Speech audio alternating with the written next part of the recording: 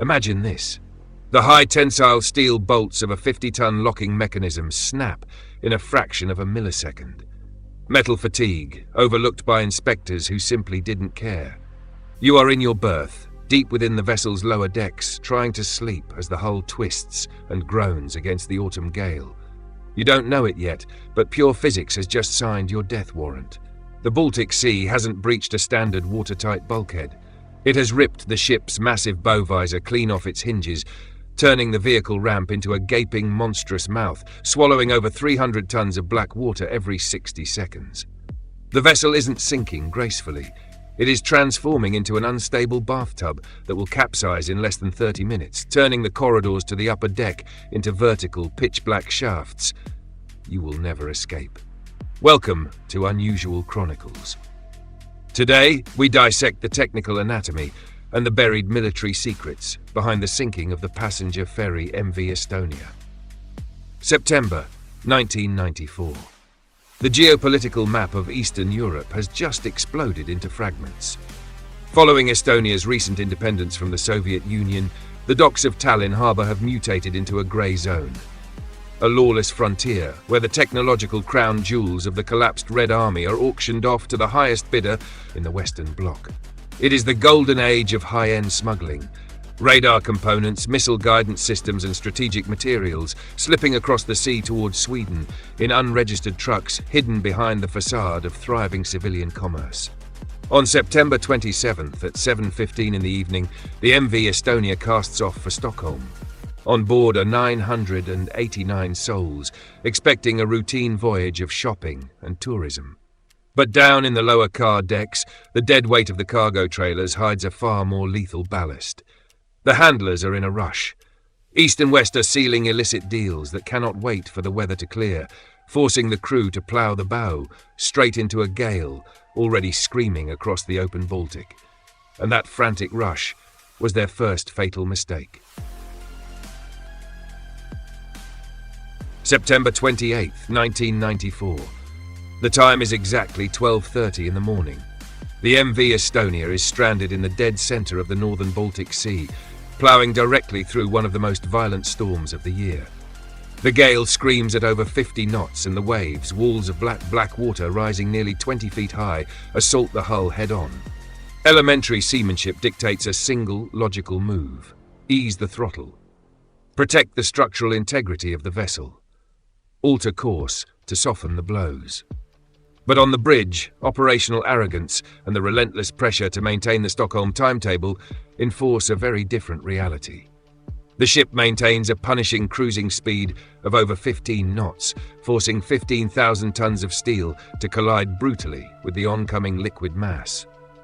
The captain steers the vessel to a heading of 287 degrees to line up with the Stockholm archipelago, utterly blind to the fact that he has just placed the most vulnerable section of the ship squarely in the Baltic's line of fire. This is the exact moment the ship begins to speak, but no one on the bridge is willing to listen. In the lower decks, just behind the bow, passengers trying to sleep in their berth bolt upright at an anomalous sound. This isn't the routine pitch and roll of the swell. These are metallic thuds, sharp, heavy and dull, reverberating through the bulkheads as if a colossal hammer were striking the framework from the outside. Every single impact from a 20-foot wave transfers tons of dynamic energy directly into the bow visor. Finnish authorities and the Bureau Veritas Classification Society had confidently declared this locking system, the famed Atlantic lock, virtually indestructible back in 1979. A neat desktop simulation. The raw metallurgical reality out on the water is that the locking bolts and secondary hinges were never engineered to survive this kind of relentless execution. With every sharp blow, the steel warps imperceptibly, welds gather micro-fractures, and the heavy bolts begin to stretch, yielding millimeter by millimeter to a sea exposing their manufacturing flaws. For over 30 minutes, the ship ploughs blindly toward its own mutilation, while the crew relies on dashboard indicator lights, falsely claiming everything is secure. Choosing to believe a green bulb over the raw sound of tearing metal directly beneath their feet. And the locking mechanism was about to snap. 1:02 in the morning. Baltic physics and steel fatigue hit their irreversible point of convergence. Under the assault of a massive wave, the bolts of the Atlantic lock shear completely. The upper hinges tear open, and the bow visor, the massive steel nose of the vessel, breaks away, plunging forward into the sea. As it falls, the sheer weight of the visor forces the inner ramp downward, acting as a crowbar that shatters the hydraulic emergency locks. The bow of the MV Estonia is simply gone. The ship keeps ploughing forward at 15 knots, but it is now a gargantuan shovel, scooping the ocean directly into its own belly. The sea rushes in at a terrifying velocity of 300 to 600 tons every 60 seconds, drowning the main car deck. This is where the Ro-Ro design, engineered for slick commercial efficiency and rapid cargo loading, executes the passengers. For the sake of corporate turnover, that immense car deck is a wide open space. A 300-foot tunnel, entirely stripped of transverse bulkheads. There are no walls to contain the surge. The designers chose to ignore the most lethal hydrodynamic principle in naval engineering, the free surface effect. When water enters a traditional watertight compartment, it stays contained. When it floods an open deck, the liquid mass shifts freely from side to side with the roll of the vessel. As the ferry takes a slight list, hundreds of tons of water stampede toward the starboard side. The momentum rips heavy cargo trucks and trailers from their lashing chains, slamming them into the outer bulkheads with the thunderous roar of an artillery barrage. The vessel's stability is completely neutralized in milliseconds. This isn't a slow flood, allowing room for escape. It is a fluid deadweight, dragging the ship down, locking it into an uncontrollable list. On the bridge, the crew stares at their monitors, utterly failing to grasp that the very design of their ship has executed them before they can even reach the alarm button.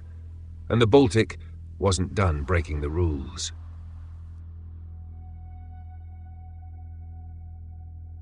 "1:05 in the morning. The momentum of 300 tons of water stampeding toward the starboard side breaks the vessel's equilibrium permanently. In less than 3 minutes, the MV Estonia locks into a sudden, catastrophic 20-degree list.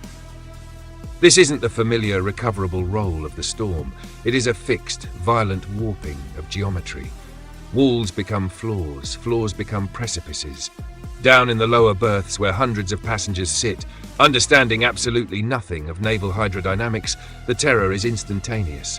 Loose luggage, unbolted furniture, and heavy televisions launch through the dark, transforming into high-velocity projectiles that shatter bone and flesh. Then, at 1:22 in the morning, the final psychological baseline is severed. Total blackout. The main generator chokes on its own lubricating oil as the hull tilts past its limits, burying the bowels of the ship in pitch-black silence. Picture the scene from the comfort of your room. You are trapped inside a corridor barely 6 feet wide, except it has just rotated into a vertical cliff. The steel skin is slick, weeping with the first leaks of cold Baltic water. There are no usable stairs. Horizontal hallways have mutated into sheer, insurmountable iron shafts. Escape is a physical impossibility unless you possess the raw upper body strength to claw your way up the door frames. Screams multiply in the dark, but there is no rescue team waiting at the top. Gravity and corporate naval design have converted your cabin into a sealed vault. On the bridge, with the officers literally standing on the side bulkheads to avoid plunging into the void, the mayday is finally thrown into the ether, a desperate cry for help that arrives far too late. Broadcast in a fractured, confusing code that coastal stations can barely decipher, while the ship keeps shedding buoyancy at a rate that defies every law of survival, and the clock was running out for everyone inside. 1:31 in the morning. The MV Estonia has completed its metamorphosis. It is no longer a ship. It is a floating steel cliff, lying flat at a 90-degree angle on the water's surface. If you manage to claw your way out of the lower decks, if your body survived the vertical ascent through pitch-black corridor shafts, your reward is facing the true trap of the Baltic. Around you, the night offers no sanctuary. 20-foot waves sweep clean across the exposed underbelly of the hull, and the seawater temperature hovers between 50 and 53 degrees Fahrenheit. As you listen to this from the comfort of your room, with the temperature perfectly regulated, try to process what happens to human biology in that environment. 10 degrees Celsius is the threshold where the body simply surrenders. You don't drown because water instantly fills your lungs. You drown because the cold robs you of the ability to move your fingers in less than 10 minutes. Initial panic gives way to a ruthless, creeping muscle paralysis. The few life rafts that manage to deploy float upside down. Slippery rubber islands where survivors huddle battered by severe hypothermia. The water squeezes your chest, reducing your lung capacity to violent involuntary spasms while you watch the massive stern of the ferry slip beneath the surface. The vast majority of the 852 people who lost their lives that night didn't die from trauma or the immediate surge on the car deck. They froze to death in the middle of the blackness, clutching frozen ropes, watching the rescue helicopter lights on the horizon, but physically unable to lift an arm to signal for help. The commercial design of the vessel guaranteed the capsize was so fast that survival became a matter of pure thermal endurance. An endurance that the Baltic crushed in a matter of minutes. And the sea was about to seal the vault forever. 1:52 in the morning. The Baltic Sea closes over the stern of the MV Estonia, locking the fates of 852 human beings inside an 80-meter deep liquid vault. It took the Joint Accident Investigation Commission 3 agonizing years to draft their final 1997 white paper. Their neat conclusion: pure mechanical failure. The waves shattered the visor, the water rushed in, the ship capsized. End of official narrative. A clean, mathematical explanation. Highly convenient for both the shipyards and the maritime authorities who skipped structural inspections. But while the Baltic may be a narrow sea, its waters run far too deep to easily bury certain secrets. In the year 2020, a team of independent documentary filmmakers dropped a remote-operated vehicle down to the wreckage. What their cameras illuminated instantly dismantled 23 years of state-sponsored truths. A massive breach. 4 meters high and over a meter wide, tearing right through the solid steel hull on the starboard side. The Swedish and Finnish governments scrambled, commissioning new forensic surveys that claimed in 2023 that the gaping hole was simply caused by the impact of the rocky seabed warping the hull as she sank. A plausible technical alibi. Yet independent naval architects still raise a deeply uncomfortable question. Why does the structural damage show the steel tearing inward? A physical signature routinely left by an external impact prior to the sinking, not by the pressure of the ocean floor. While you listen to this, safely thousands of miles removed from that freezing mud, the chilling suspicion that the ferry collided with something or was struck by something long before the bow ever yielded still haunts the survivors. It transforms the worst post-war European shipwreck into a metallurgical enigma that no official report has ever truly managed to seal, and the official report said nothing about what came next. 1995. While the families of the 852 victims are still reeling from the reality that the bodies of their children, parents and spouses lie frozen 80 meters beneath the waves, the official suites in Stockholm, Tallinn and Helsinki execute an administrative maneuver without precedent in modern maritime history. 3 sovereign nations sign the Estonia Treaty. It isn't an accord to fund the recovery of the remains. Nor is it a plan to raise the hull for a transparent metallurgical autopsy. It is a decree of legal erasure. The treaty declares the wreckage an unalterable marine grave, criminalizing any civil dive or approach with mandatory prison sentences. The official line claims respect for the deceased, but the engineering of suspicion tells us a different story. The dead do not fear divers. What the bureaucracies fear is what those divers might uncover in the lower decks. Then comes the physical aberration.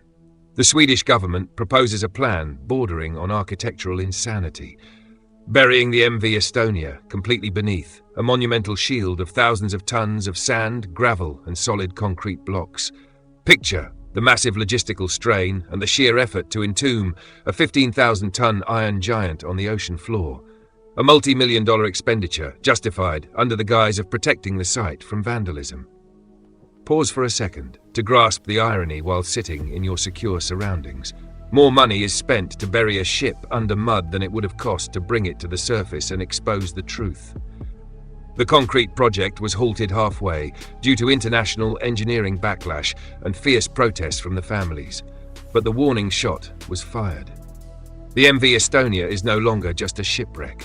It is a submerged vault holding the physical blueprint of what it carried that night. A late Cold War secret that governments preferred to seal with a pact of silence, rather than let metallurgy and civil justice unearth the military payload hidden in its belly. And some secrets refuse to stay buried. The 28th of September, 1994, 1:52 in the morning. After less than 40 minutes of pure geometric agony, the MV Estonia vanishes completely from the radar screens of every coastal station. The stern plunges first, lifting the mutilated bow toward the black sky, before 80 tons of hydrostatic pressure claim 15,000 tons of twisted steel.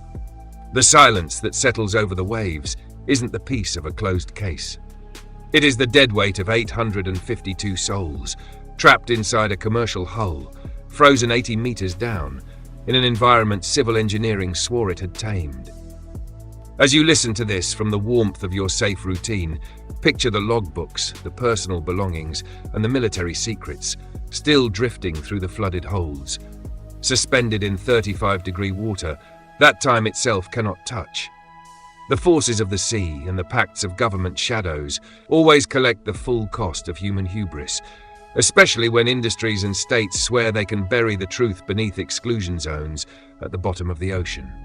If you want us to keep descending into the darkest trenches of history, unearthing the uncomfortable truths that official propaganda and expert reports tried to entomb beneath a vault of concrete, you know what to do.